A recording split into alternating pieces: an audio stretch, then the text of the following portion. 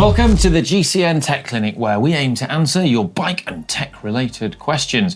As ever, you can submit your questions down below in the comments section using the hashtag AskGCNTech. Alex, what's this week's first question? Right, first up is a question from Kato Peters. This one's for Ollie. I've noticed a lot of mouth breathing by GCN presenters while riding. GNC, he's written. Oh yeah, I'm assuming GCN. Surely this isn't aero. Also, research shows that nasal breathing is much more efficient. Not alone, more aero. Will presenters be getting more aero and stopping mouth breathing so much? And will Ollie be able to work out the aero gains by keeping his mouth shut more? Well, breathing is actually an important thing, and Yeah. it's something, a skill that people try and teach themselves to become better at. You'll see a lot of pros doing, when you see them side on in time trials, the breathing they're doing, they do breathing exercises to make sure that they get efficient at it. And another thing is, a lot of the time when people sprint and do a really short effort, they tense up and they don't breathe when they do an anaerobic effort. And a good thing you should also train to do is to remember to breathe during those efforts, so that do you think oxygen debt.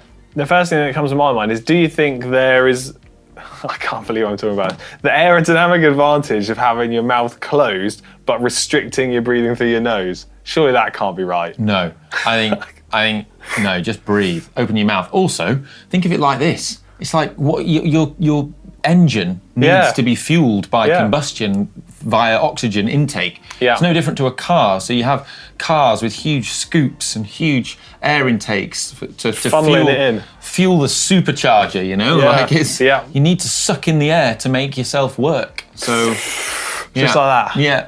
So the more air you can get in, the better. Okay, well, I'm glad we've cleared that up. That was been on my mind for a while, that one. Yeah. Next question is from Sven Schmidt. Says, I think I saw in one of the videos that Shimano also uses a pin to hold a brake lever on the hoods. Now, I've got a SRAM system, but the pin has started to slip out. Is there a professional way to solve this? They say they've used super glue for now, but that might not be the best option. Okay, so they're talking about the pin, which is the pivot point for the brake lever blade. Now, I seem to recall, as many different levers I can think of, have a small grub screw underneath which goes up under the lever and holds the pin in place. Now, check that the grub screw is firstly in place on your lever, because if there's a little hole, that's where it should be, and check that it's tight and secure. That'll hold the pin in place. Yeah. I wouldn't be super gluing parts back in. No, super glue is not great. Yeah. Alan Smith has the next question. Mm-hmm. He says, "Hi guys, I've just bought a second-hand Canyon Endurace set up with tubeless tyres. I was advised by the guy that I bought it off to add some extra sealant to the rear wheel, as he thought it was probably a bit low.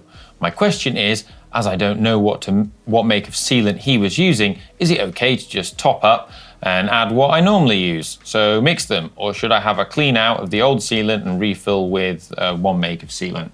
What do you make of this, Alex? I would suggest taking the tyre off of the rim, cleaning it all up, removing the old sealant, and then installing new stuff. I wouldn't go mixing different types of sealants together.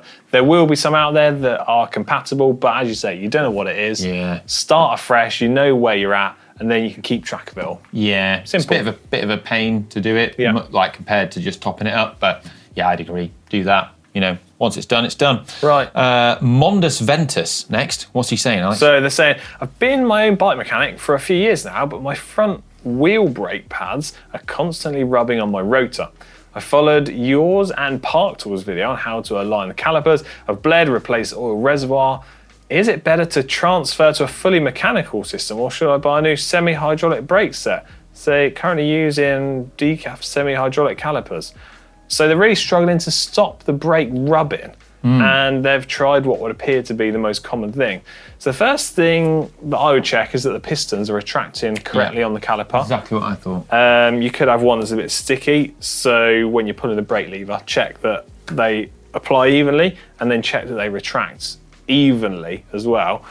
And if that isn't fixing your problem, I'd also check that the frame is faced correctly, because you could be there all day, forever and ever, trying to get the caliper to be aligned correctly. But if the face of the frame isn't at a 90-degree angle to the angle that the brake rotor sits at, you're never going to get it right. And if your frame does need facing, then in most instances that's going to be a trip down to your local bike shop because they're going to have the tools to do that. And to do it yourself is quite an investment. It's an expensive equipment. Yeah. And a simple one, I'm assuming that you've checked this, but check that the roads are straight. Yeah. I'd hope that you've checked this quite early on in the process. Yeah. Okay, next question in. Who have we got, Ollie? It's from Nicolas Remiard, who says, hi folks, is it worth getting carbon and or aero wheels for riders that average less than 30 kilometres an hour on endurance rides? Is the speed and road feel noticeable at lower speed? So, well, yeah, I think everyone's sort of idea of is it worth it is different. It depends what you want. But the basic crux of the question is like riding at sort of averaging lower speed, like 30k an hour. Yeah, there is an aero benefit at that low speed.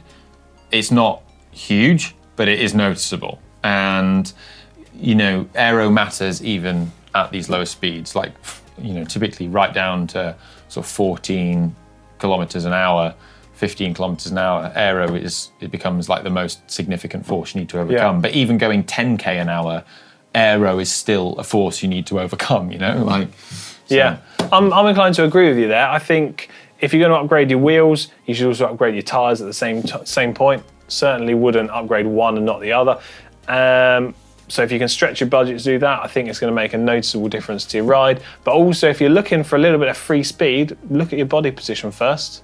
That's probably something to take a little bit of time to get dialed in, I would say. Yeah. Plus, wheels just look cooler, don't they? Oh, they do, absolute boss. Any bike look cooler with deeps. Yeah. Next question from David Wilson. He says, I recently had my disc brake lines bled. They're Shimano 820 Ultegra disc brakes.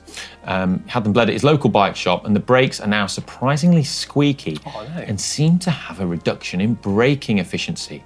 Could it be that the brake line oil got on the pads to cause them to squeak? Will the squeakiness go away over time as the pads wear away? The brakes do still work, and I'd rather not have to disassemble them. I'm quite a light rider, just 62 kilograms.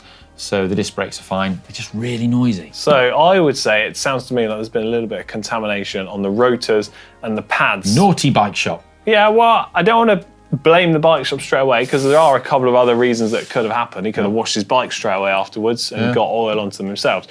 But what I would do in this instance, go back to your local bike shop, explain the situation, and then let them look at it and offer to see if they're going to try and fix it first, which I think most reputable bike shops would probably do. If you can't find a solution to that, you might be able to resolve the issue by just simply removing the brake pads, cleaning everything with a disc brake cleaner or a isopropyl alcohol. That should remove any of the sort of contamination.